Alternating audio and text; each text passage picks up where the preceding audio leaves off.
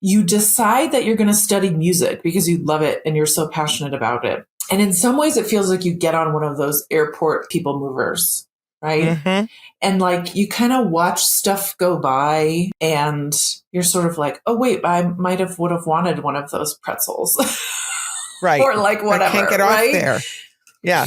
Right. Like, oh, I'm supposed to be doing this, which means I'm And a lot of the work that I do with people once they've finished school is like reintegrating, like, who were you before school with you? Yeah. What do you sing for fun?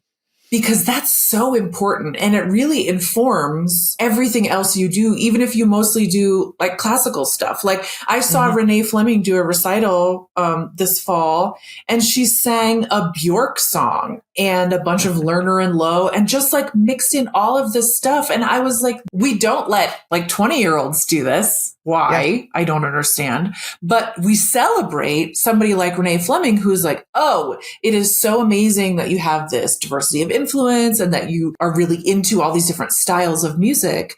And I think we take that away from people, and then we're like, why can't you be more expressive?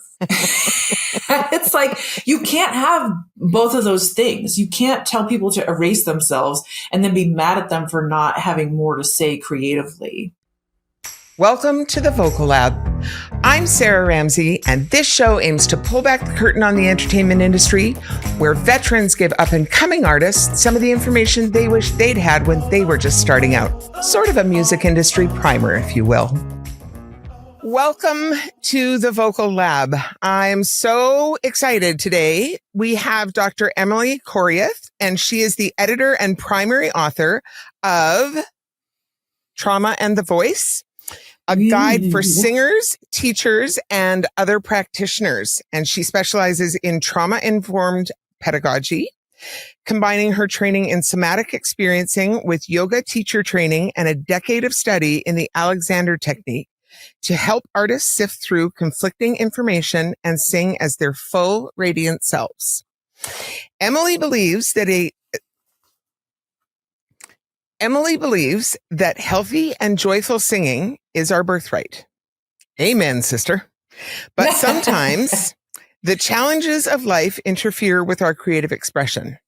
After exploring the landscape of authenticity for over 20 years, she's convinced that by healing past traumas and becoming more at home in ourselves, we can find more fulfillment in music and everything we do. Thank you for being here with us today, Emily.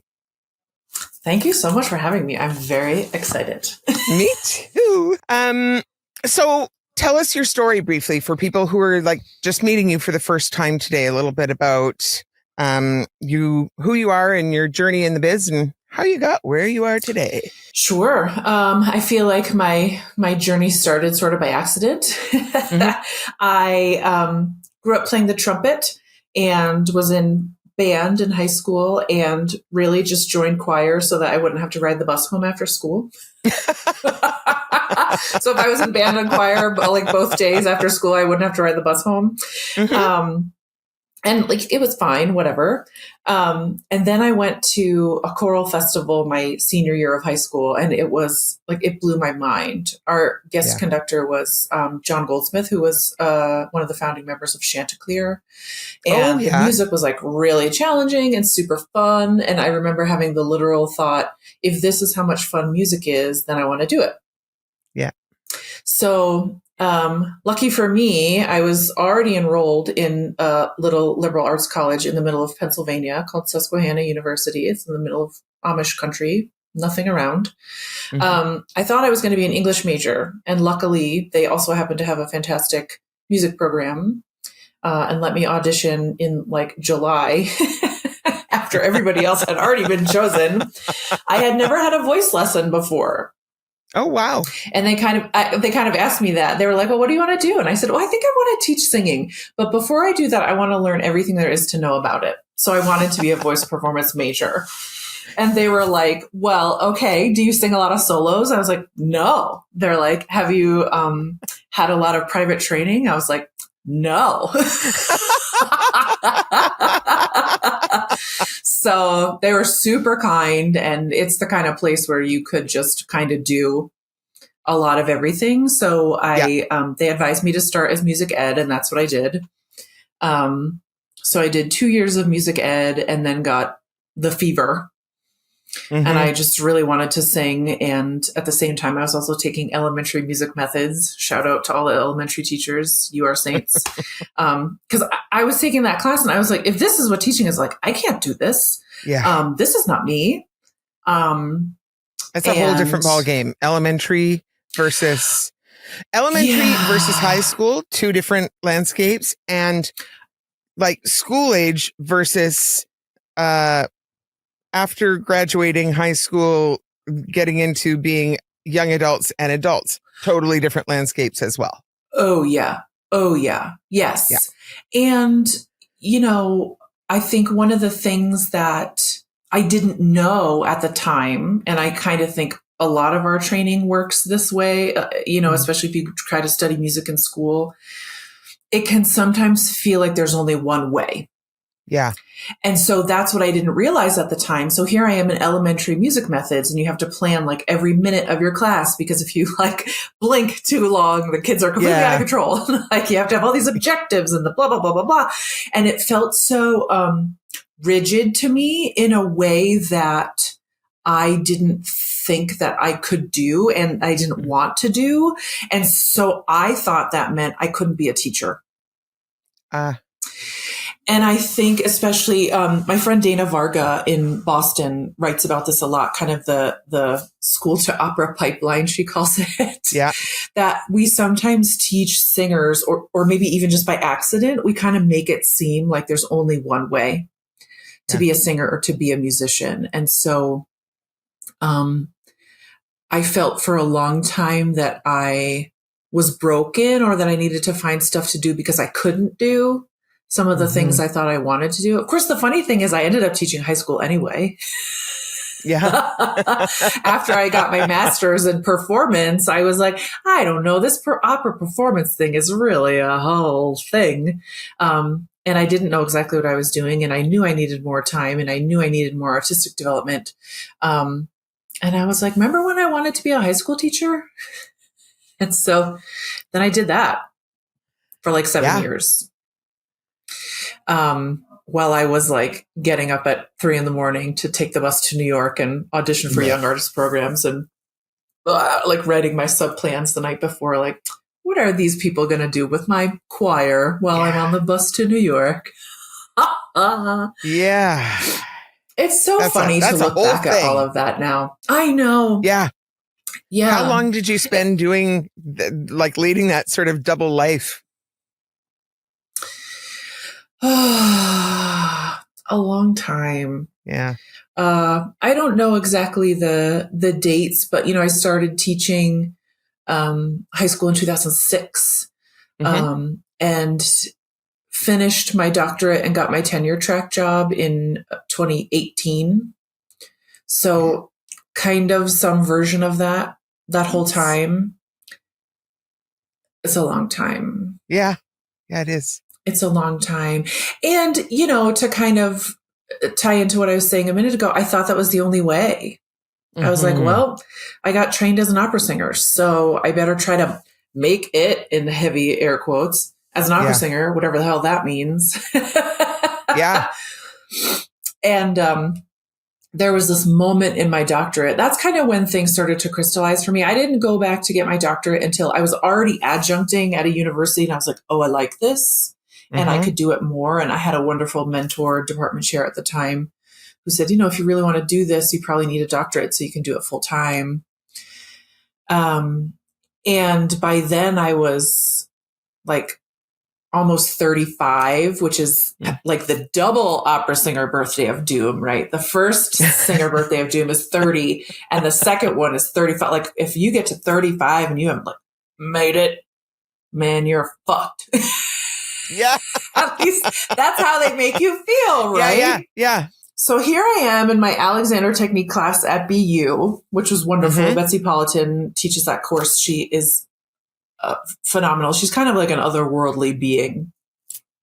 But I remember this very clear moment. I love telling this story. There was a violin major in the class, and he said, sometimes I get so anxious and really stressed before an audition or a performance.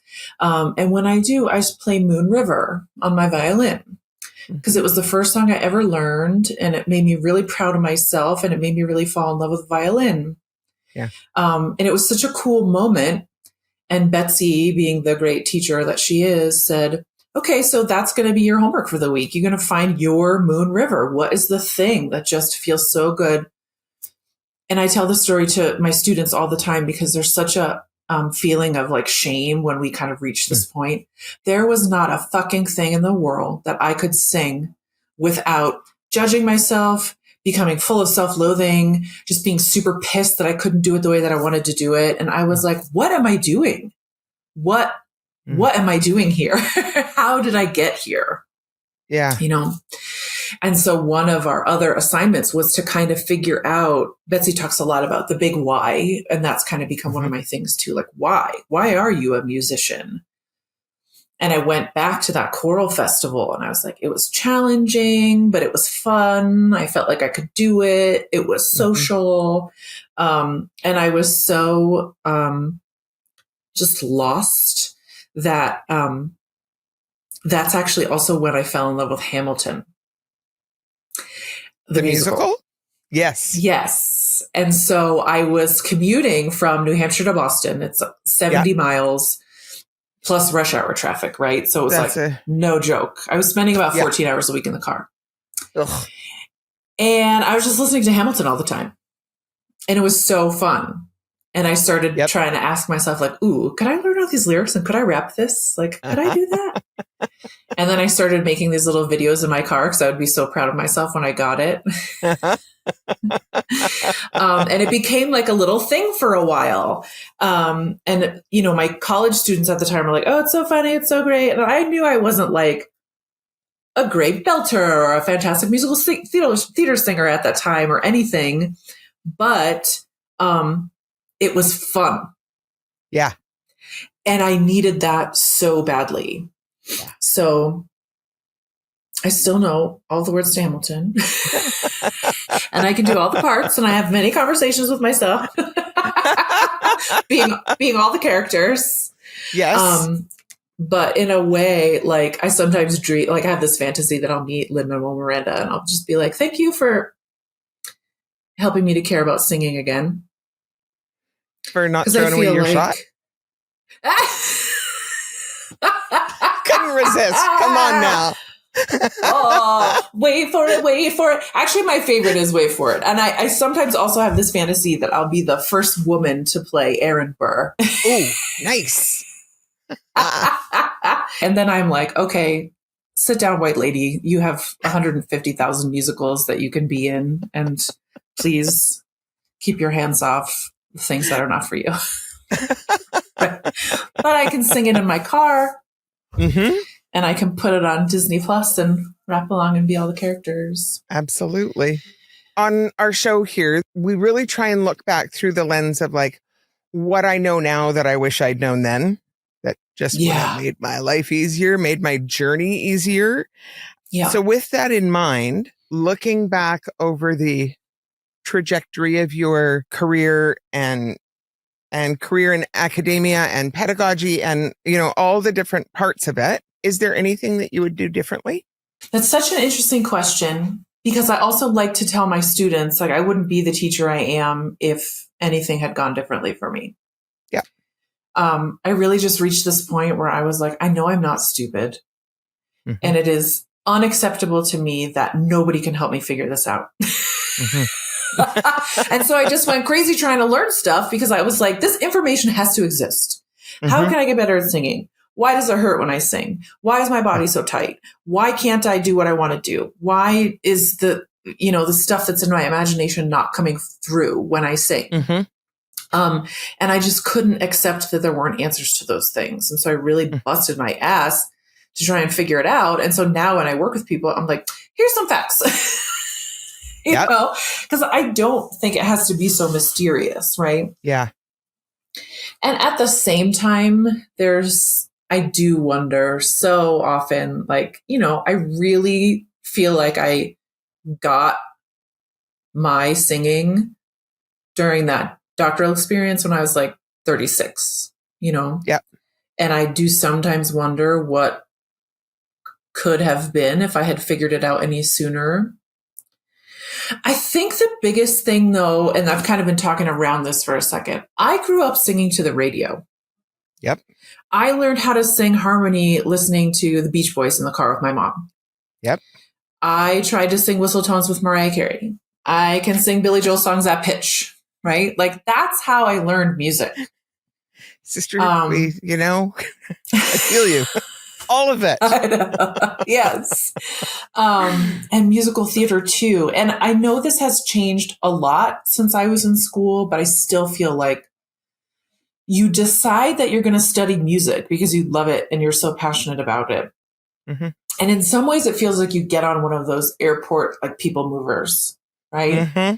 And like, you kind of watch stuff go by and you're sort of like, oh wait, I would have wanted one of those pretzels. Right. Or like whatever. I can't get right? off there. Yeah. Right. Like, oh, I'm supposed to be doing this, which means I'm mm-mm-mm. Mm-hmm. And a lot of the work that I do with people once they've finished school is like reintegrating, like, who Yeah. were you before school fucked with you? Yeah. What do you sing for fun? Because that's so important. And it really informs everything else you do, even if you mostly do like classical stuff. Like, I saw Renee Fleming do a recital this fall, and she sang a Bjork song and a bunch of Lerner and Lowe and just like mixed in all of this stuff. And I was like, we don't let like 20-year-olds do this. Why? Yeah. I don't understand. But we celebrate somebody like Renee Fleming, who's like, oh, it is so amazing that you have this diversity of influence and that you like, are really into all these different styles of music. And I think we take that away from people, and then we're like, why can't you be more expressive? It's like, you can't have both of those things. You can't tell people to erase themselves and then be mad at them for not having more to say creatively, Yeah. And so I wish that I had known that it was okay for me to keep singing musical theater and to be a nerd about that, and that singing opera isn't the only way to do things. Yeah. There's a lot of fantastic things about opera that I do love. And sometimes I'm like, I don't know. Do I need to be in operas? I don't really know. Not to disrespect that, but to also say, like, there's something very powerful about doing the things that matter to you. Yeah. And that come more easily to you. That's not something to be ashamed of, And so I think it's great when people want to dabble in other styles, and trying to make people think there's only one way to do anything is this really outdated thinking. It's so ridiculous. When I was going through my degree, I went through as a performance major, I went through a jazz program, and, every term we had to do a recital, basically. I mean, some of them were juries and some of them were recitals and whatever they were, but ultimately the same purpose.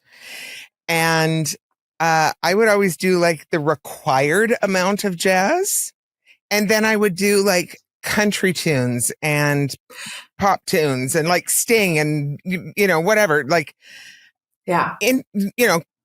Queen, and like interesting, great music, but not jazz.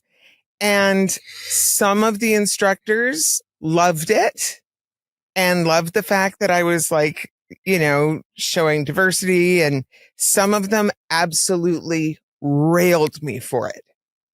Yeah. Just, this has no place in a jazz program. What do you think you're doing? I never stopped doing it though. Yeah. Good for you. Because I feel like a lot of people would be like, oh my God, the faculty hates me. I better stop doing this. Because like, one of the things we are not good at teaching people is how to like process that criticism and Yeah. feedback. Like, okay, that's what they think, but that's not serving me. And so I'm going to let that go. I was lucky enough to go into that program knowing that my goal was never to be a jazz singer. My goal was to get a good music education but that I was a pop musician.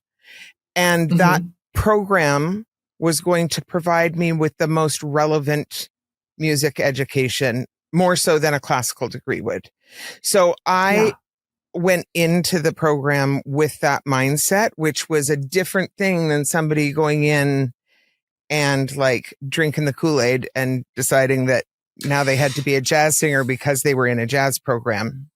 And I was lucky enough to have parents who were both professional musicians and like, in fact, my mom taught in the program, funny enough, and she was the pop teacher in the jazz program. So like I had good backup, you know? So I was lucky that way. Yeah. Yeah. But you know, at both of the universities that I taught were state universities in, you know, less populous places. One was in Plymouth, New Hampshire, in the middle of the mountains, and the other one was in Birmingham, which is a much more urban city, but still a lot of kids in both places were first-gen college students. Their parents hadn't been to college. They didn't have any experience. A lot of them, you know, felt like they needed to go to college, but really had no idea what they wanted to do. And their favorite class in high school was band or choir. Yeah. So then they show up to be music majors and really don't know what they're getting into. And so some of that like panic about like, oh, the teacher said I have to do this. Yeah. And suddenly everybody's singing the 24 Italian hootie hoos. And it's like, does this matter in your life? Do you want this? But, you know, and that's why I kind of started looking earlier research wise, like going back to thinking about my high school kids and how freaked out they were about getting into a good college. When if you ask them like, okay, Megan, like what is a good college? What does that mean to you? And like, they don't even know. They can't even articulate that, but it's been drilled into them.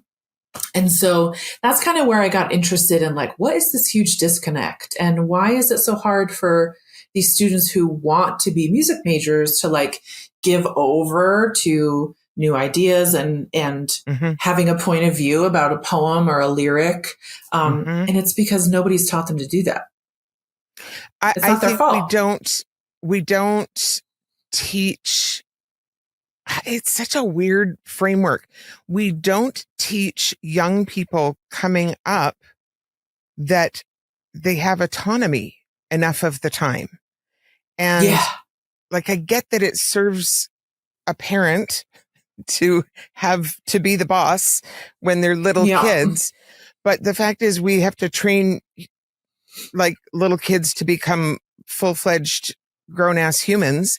And somewhere along the way, they need to learn autonomy, which means being able to stand up for themselves and say what they want and need. And that connection point, I don't think we have served it well in the last couple of generations. No. Yeah. One thing I love though, is that like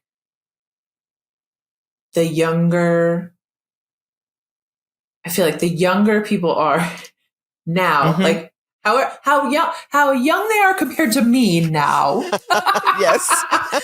It's like how assertive they're starting to be. Yes. Like in a good way. Yeah. Like I do have to say, you know, I'm a little bit disconnected now from the school system because I haven't been, you know, I stepped away from academia and haven't been in like that K-12 setting in a long time now. But kids are so different. So different. And a lot of them are learning about social justice and equality and diversity from a really young age. Like if you talk to kids are amazing at pronouns. Like, Steph uses they, them pronouns. Like, sorry, Steph's a they. Like, and they just remember that and will hold adults accountable, you know? Yep. And I think that, the thing that's going to come up for teachers, and I think is already starting to come up for some university teachers, is like that kids legitimately don't really know how to do the work they need to do yet. And at the same time are really trying hard to protect their identities and like call out traumatic shit or like systems that are not no longer useful. Yeah. And I think that's making it a little bit of a weird environment in academia if you're not ready to respect your students as humans. Yes. Yeah. That's 100%. kind of the most blunt way that I could put that. Yeah. Yeah. And I mean, it's such an important point, but I think it's one that,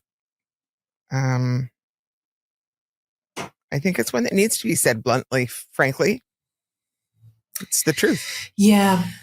So along the same lines, through that same lens of if you knew then what you know now, is there anything that you absolutely would do the same all over again in your career? Ooh.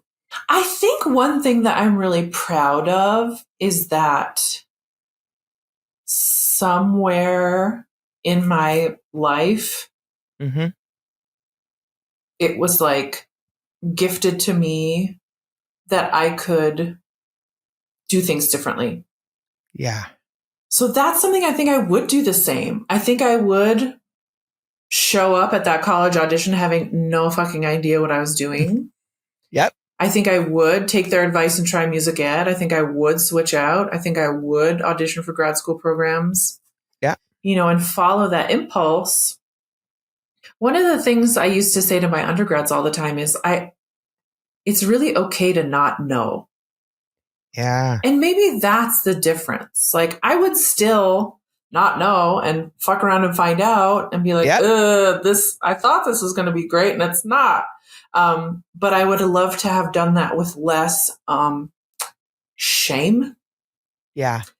And less of a feeling like that I was broken. Yeah. And because I'm really proud of the fact that like it's kind of a weird path. And, you know, the fact that I taught in that high school for 7 years made me look at those first bunches of undergrads in a really different way. Yeah. And so when my colleagues who had never taught in public school were like, what's wrong with these kids? I'm like, I know exactly what's wrong with these kids because I've known kids like this since they were in 6th grade. Yeah. Right? Like, I can tell you exactly what's wrong. It's very clear cause and effect. Yeah. Yeah.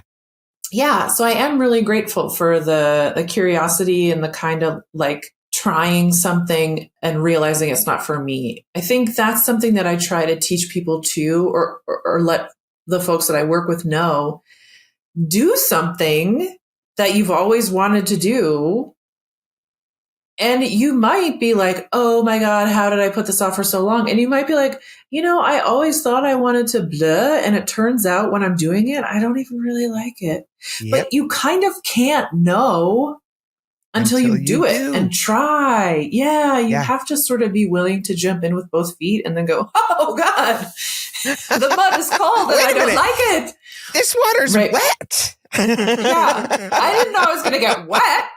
Right? Hang on. Yeah. But like, that's the piece that I think that we're always missing with people. It's like, let's talk to all of our incoming students about paths in music.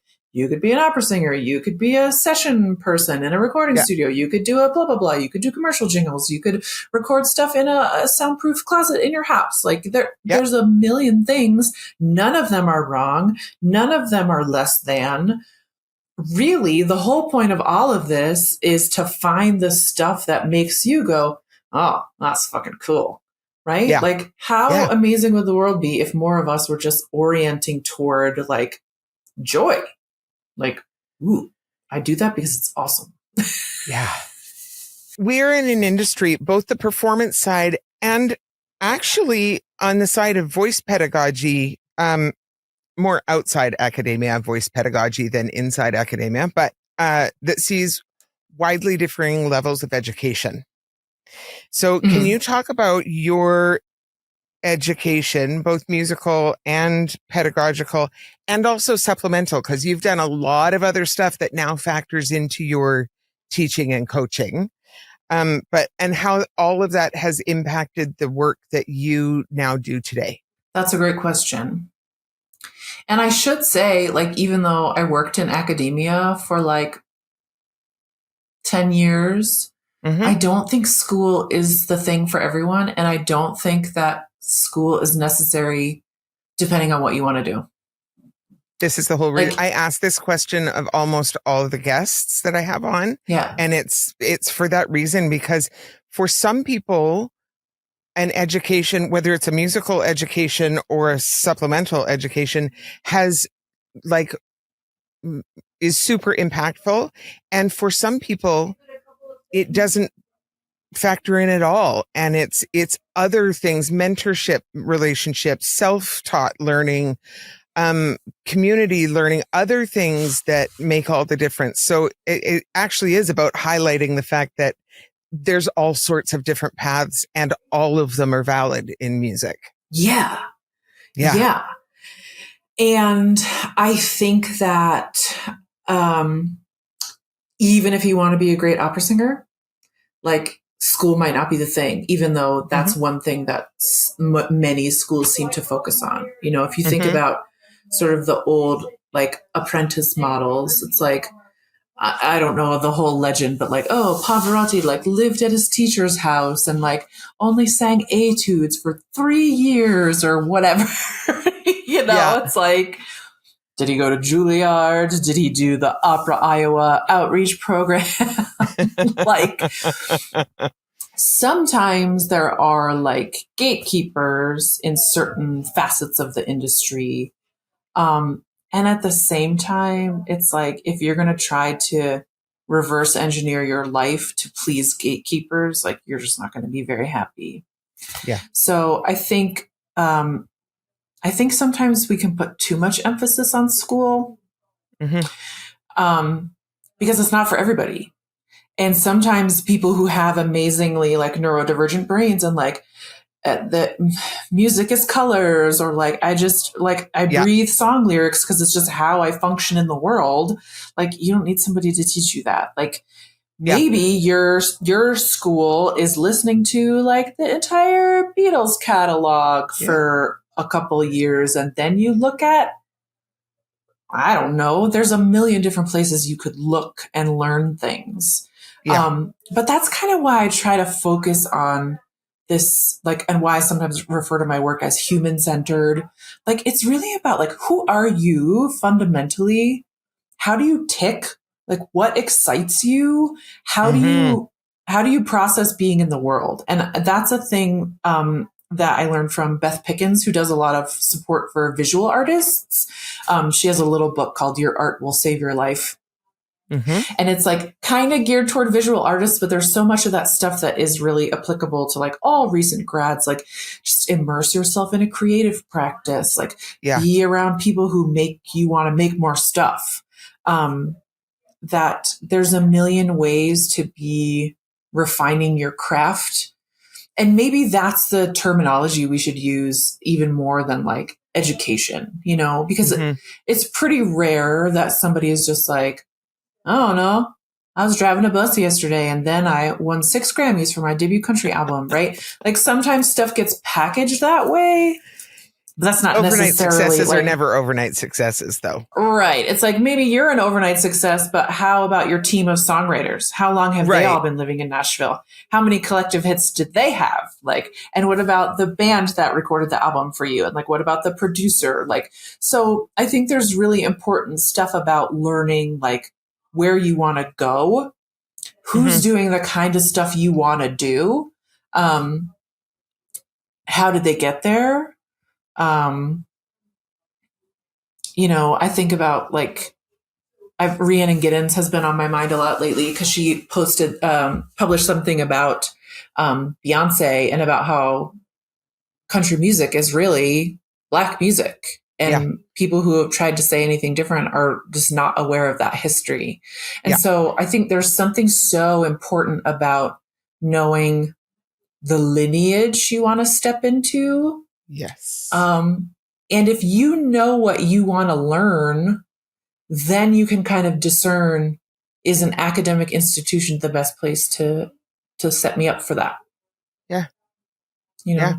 I had no idea what I wanted to do. So I went to a liberal arts college. I sang in the choir. I sang in the a cappella group. I swam on the swim team. I, had a bunch of weird friends. Like I just did a bunch of stuff because I needed to grow up in that particular way. That's just me.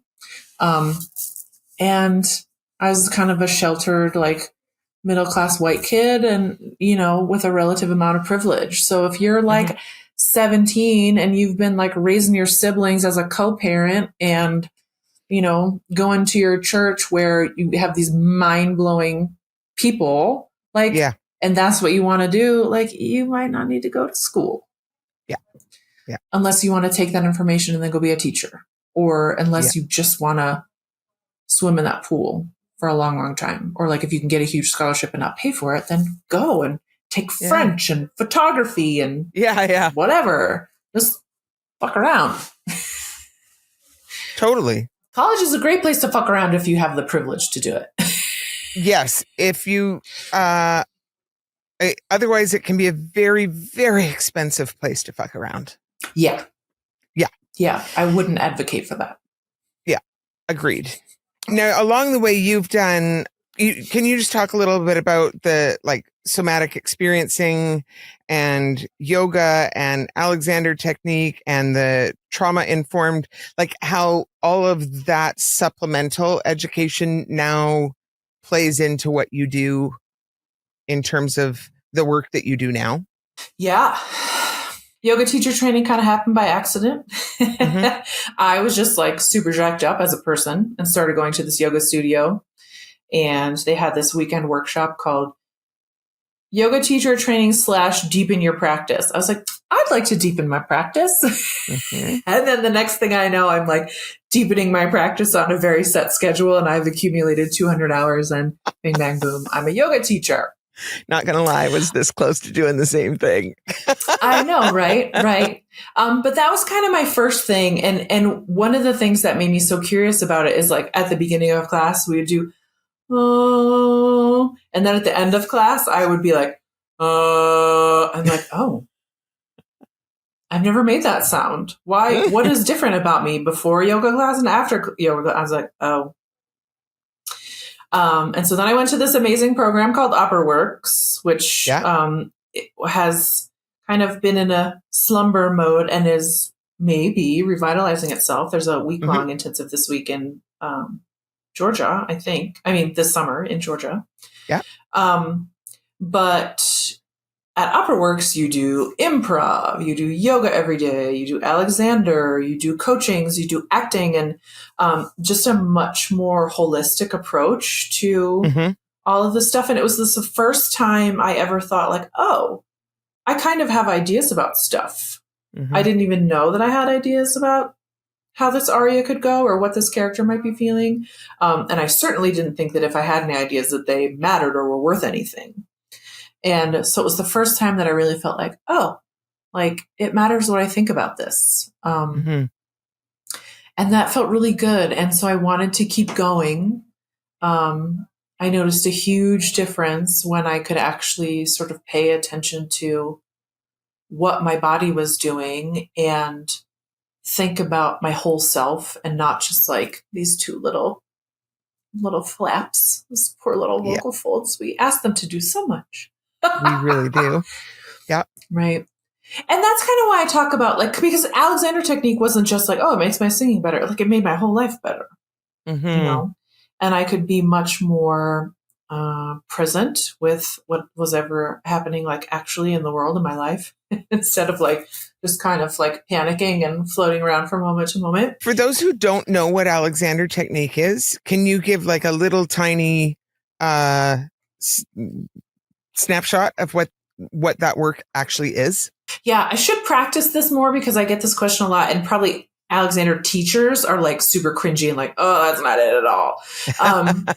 For me, Alexander technique has been a way to pay attention to the ways that I'm using my body. Yeah. And then to kind of ask myself, like, is that helping me or not helping me? Mm-hmm. Is that necessary for the task that I'm trying to accomplish or not? Mm-hmm. And this is also how I got interested in trauma stuff. Mm-hmm. So, for example, I always had a really tight neck when I was singing. And I think it had a lot to do with my training as a swimmer. Like I started swimming when I was like 4 and was like very like trapezius dominant and like had a lot of tension in my neck. And so my first college teachers were like, can you relax your neck? And I was like, no, I don't know how to do that. I don't know how. And so it wasn't until Alexander when I was like, okay, what can a shoulder do? What can a neck do? What would feel good there? And once I find freedom, can I sing from that place? Yeah. So it's very much like a reversal of the thinking. But so Betsy Politan, who was my Alexander teacher at BU, is also a somatic experiencing practitioner. And that's the first time I kind of made that connection. If Alexander can help us be like, oh, I seem to want to raise this shoulder every time I do a high note, but I bet I don't have to. Mm-hmm. Trauma healing in my mind goes that one step further, which is like, why do I feel like I have to protect myself by raising this shoulder? Yeah. And if I can heal sort of that fundamental impulse and recognize that I'm safe, could I eliminate this thing and not even have to think about it anymore? It's big work. And I've only ever done I've done a 1-day workshop in Alexander and whatnot. And there's a specific Alexander based exercise that I do with my students that's just about like body alignment and basically doing it through balance rather than muscle use. So building your body from your feet up through balance rather than muscle use. And so that's how I always think of Alexander technique is like, how do I do the thing without doing anything? That's how I think of it. How do I do without doing? Right. And sometimes I frame it as how do I do without doing extra? Yep. Like sometimes I'll like if a student is working on an exercise, I'll be like, aha, can you just do that now and not like put the mustard on it? Like, because we feel like that phrase. I know. There's something very like soul level about Alexander technique. And some people talk about it and some people don't. But really, one of the things I learned is like, why do we have such a hard time believing that what we're doing could just be enough? Yeah. Why do we always feel like, well, I could do this, but let me make it extra? Like, why can't we just like do it? That's a deep question, Emily. Right. I know. That goes so much bigger than our body, right? Like why do we have so much trouble believing that what we're doing is enough? Who we are is enough. Yeah. And this is kind of why I wanted to get into all this extra training too, because it's like almost everybody has that question. Yeah. And I don't need to be like answering it for people. We don't even need to discuss it in a lesson. But, I kind of frame it over and over because ultimately, like what I want to hear as an artist is somebody who's like, this is what I believe. I want to hear a free and unrestrained voice that's not trying to be anything that it's not. And I just want somebody to tell me the truth about something. Mm-hmm. Mm-hmm. And I say all the time, like your voice is a broadcast of your internal state. So if you're trying to act cool and inside you're going, oh God, everybody hates me. What am I doing here? And I don't even belong to, even shouldn't even be on the stage, blah, blah, blah, blah, blah. Like we can feel it. Yeah. And maybe we can't name it that specifically, but you can kind of feel like, well, I just didn't really feel anything. Like, oh, she's a nice voice, but this is something missing. Thanks for joining us today. So that was actually just part 1 of our interview. And I would love it if you come back on Thursday to check out the second part of our interview. There's so much more juicy goodness. I can't wait for you to check it out.